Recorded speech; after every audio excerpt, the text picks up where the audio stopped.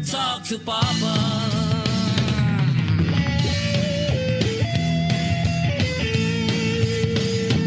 Hello po. Yan. Maika o Laika? Maika po. Maika. Sige, Maika. Maika talk. Charot! Charot.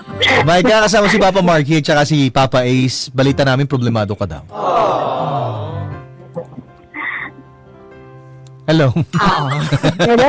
Hello. Sige, talk to Papa na, Maika. Let's go. Yung asawa ko po ngayon problema ko. Asawa mo ngayon. Yung asawa mo ba, kasal kayo o kasal-kasalan lang? Kasal po. Kasal. Ilang taon na kayong kasal? Sa judge po. Sa judge. Mas matindi yun. Mas matindi. Kasi dun sa may kakilala ko, nadaya. Nadaya? Sa simbahan yun, ha? Oo. Ilang taon na kayong kasal? 17 po. Ay, tagal na. Malapit na magdalawang dekada. Oo. Buti na pagtiisan ka. 17 years din po nagtitiis. Parehas ba? Parehas. Ilan ang anak nyo? 6 po. Nagtiis pa yung ganon! 6 ang anak! Paano kung hindi nagtiis? Meron mga nagtiis sa hirap. Ito naman, ewan ko lang kung saan nagtiis to. Nagtiis po dahil po sa mga bata. Pero gusto ko na po niwalay. Kasi mga bata po ang tinitigas. Ano nangyari? Saan ang hugot nung pagtitiis sa asawa mo? Yung nananakit po siya. Ay. Paano? Ano ang trigger ng asawa mo at nananakit siya? Ano yung trigger? Bakit nananakit? Iba-iba po ang kanyang rason ho eh. Mahilig po siya gumawa ng kwento sa magulang niya. Ay. Mama's boy ba? Nag-aaway siya. Ay, mama's boy po. Ay, nako. So kalaban mo din pati biyanan? Pareho po aming mga side ay hindi po to. Sa akin, 4. Nagkaroon ng butuhan. Sa kanya po, sa pamilya ko, wala po kahit isa. Nako, sisihin mo yung 4 na bumoto. So ano ang reason kung bakit ipinagpatuloy mo yung relasyon at pagpapakasal dyan sa asawa mong ulupong? Ulupong! Sarap po eh. Sarap magmahal. Una ko lang po ay hindi ko naman po siya boyfriend. Ano po, parang pinikot na akin ba yun? Pinikot lang! Ay, bakit nangyari yun? Paano nagkapikutan? Parang ganun po. Bakit na paano pinikot? Nabuntis ka agad, ganon? Hindi po. Nagtabi kayong matulog? Kung saan po ako papunta noon, yun din po siya saan ako kakain. Parang buntot ng buntot po, ay ayaw ko na. Ngayon, dahil sa akin mo nung ganun, pinakasalan mo na lang. Ganun ba? Ay, noon po ako ay sabi nila ano? Sabi nila ay? Hello? Sobrang puti. Kapati daw po. Ito po. Ay, yung aking asawa po ay nagbakasyon po doon. Kaya ako nakilala po yan, nagbakasyon po yun doon sa aking tita.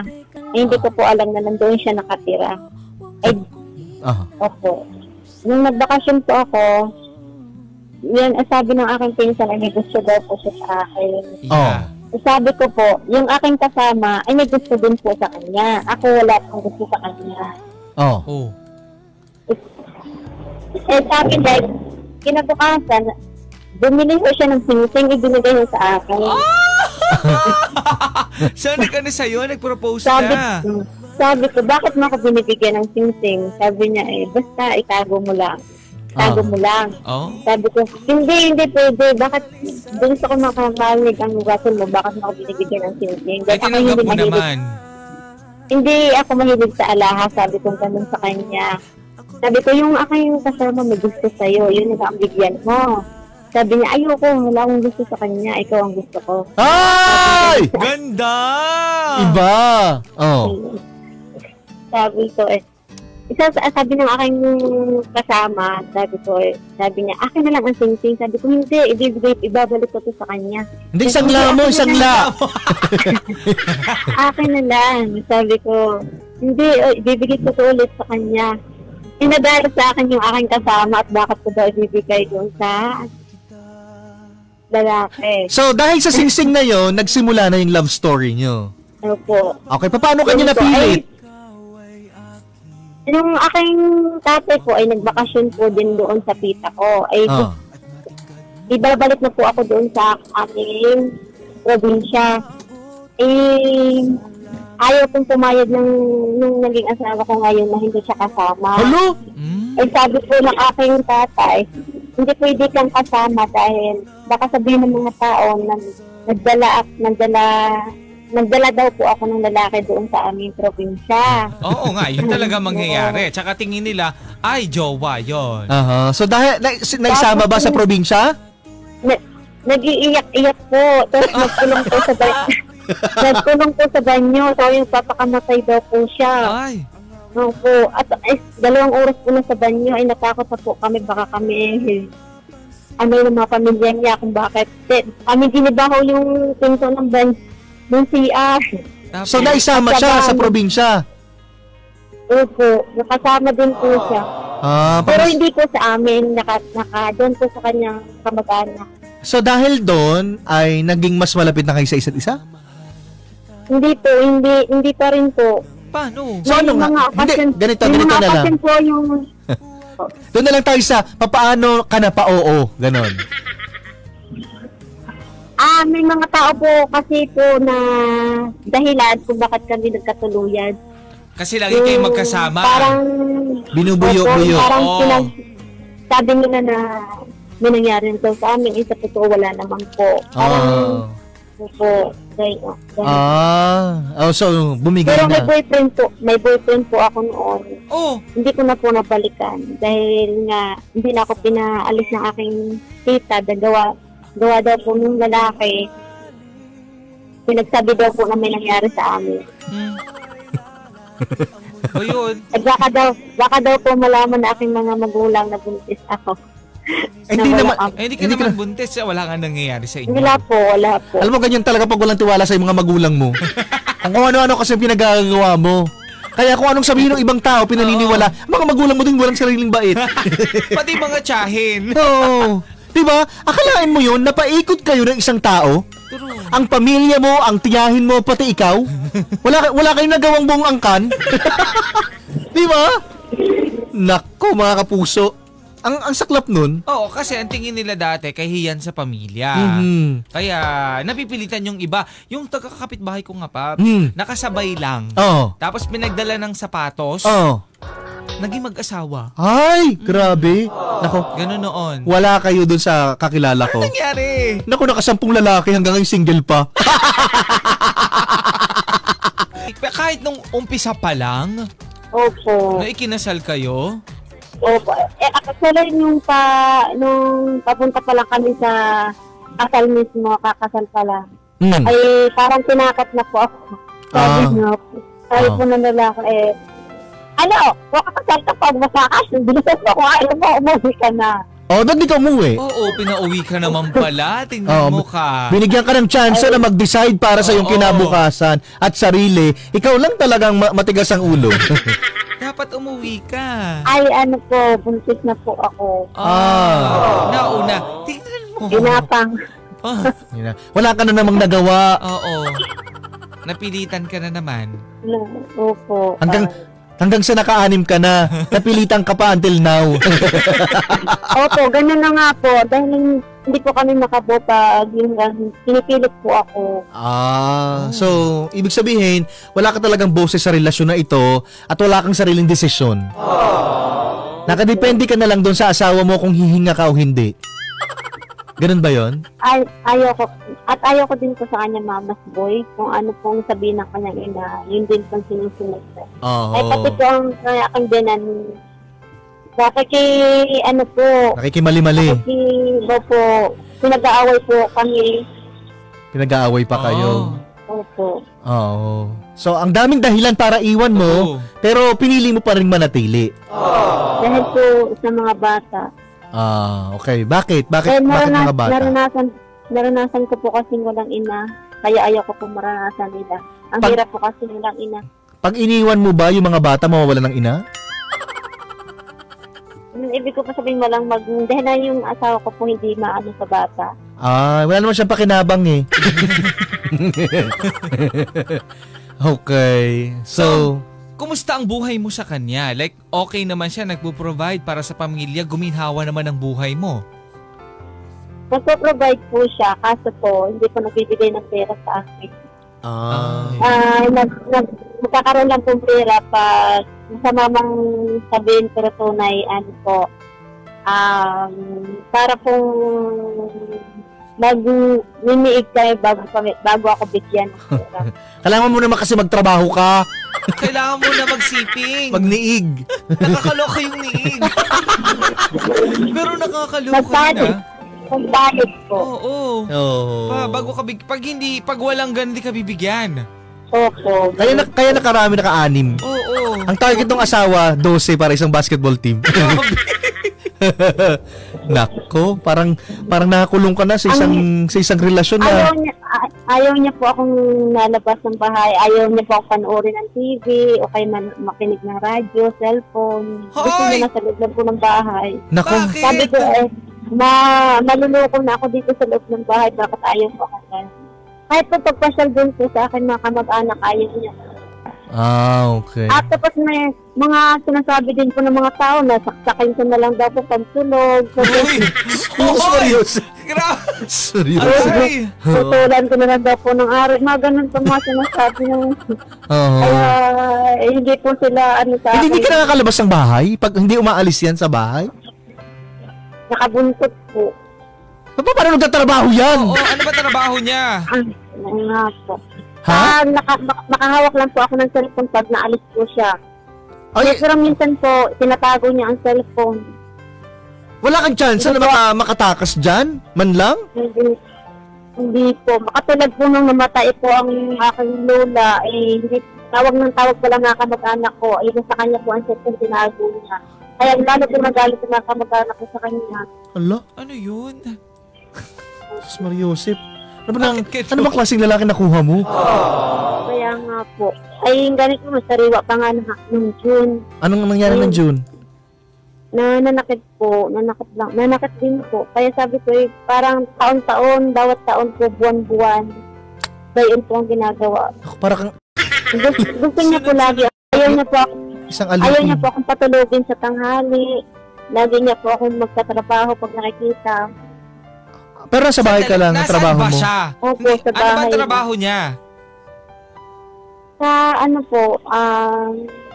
Sa pabrika po. Pag pumunta ng pabrika. Dapat umiiskapo ka na. Oo, gamitin din paminsan yung isip. Ang nakabantay po ang biyanan.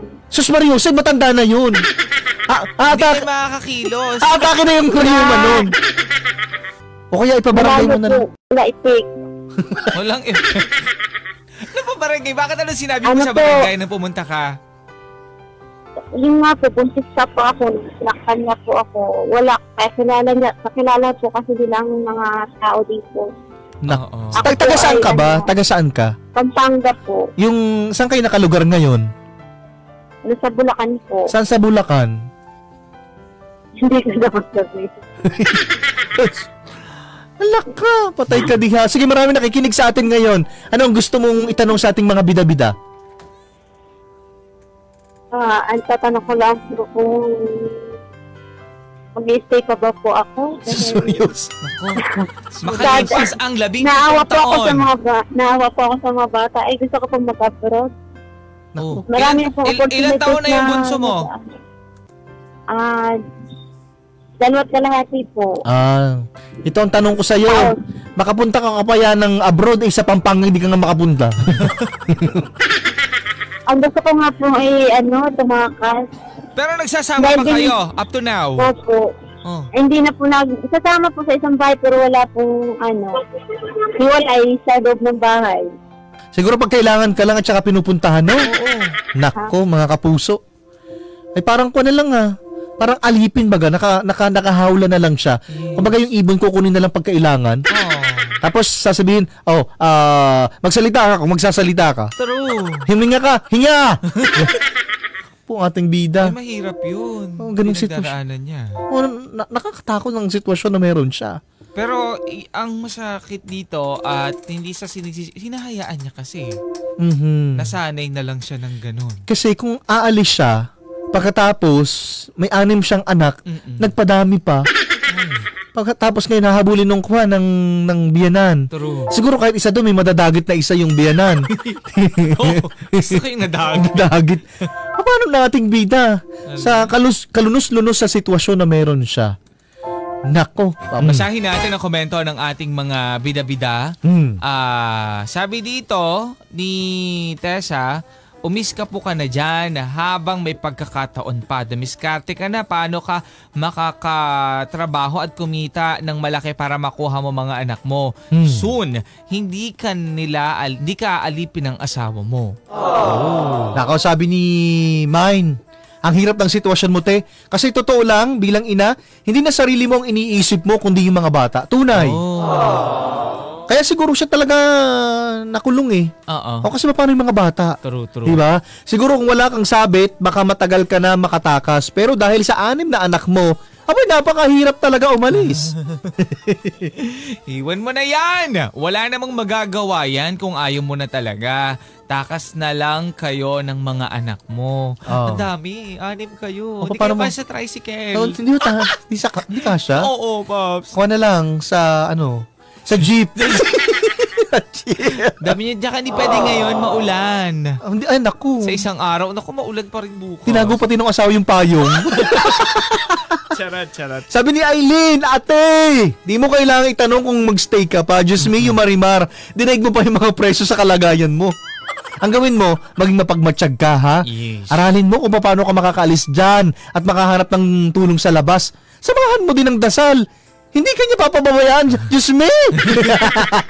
Sabi ni siya, bakit mo pa kasi pinatagal at nagpadami ka ng anak bago ka pa matauhan? Alam mong maraming paraan kung gugustuhin mo lang. Pero na lang kung may dahilan ka kung bakit hindi ka makaalis dyan. Isipin mo ang anak mo bago mahuli ang lahat. Kasi simula lang kwento niya. Hanggang sa pa yung nakahuli, ang dami niyang reklamo at mga dahilan. Totoo. Diba? Isa lang yung sinabi niya na dahilan kung bakit siya nag-stay, yung mga anak. Mga anak niya. Di isama niya. Totoo. Diba? Saan niya dadalhin? Di sa kanila. Kailangan ba? Di ba kinatagal-tagal ng panahon, nag-ipon lang man siyang pamasahe. Tapos inalam niya kung saan dumadaan yung jeepney. Tapos, ang masakit pa dito, di ba, hindi siya pinapayagan na umalis ng bahay. Nawala yung lola niya, hindi panayagan, hindi sinagot yung tawag. Diba? Kahit ang dami-daming call. So, anong klaseng asawa yan? Ito naman pamilya na to, siguro wala na rin pakialam. Diba? Di ba lang nangungumusta? Hindi matawagan. Tahan. Buhay pa ba yung anak ko? True. Diba?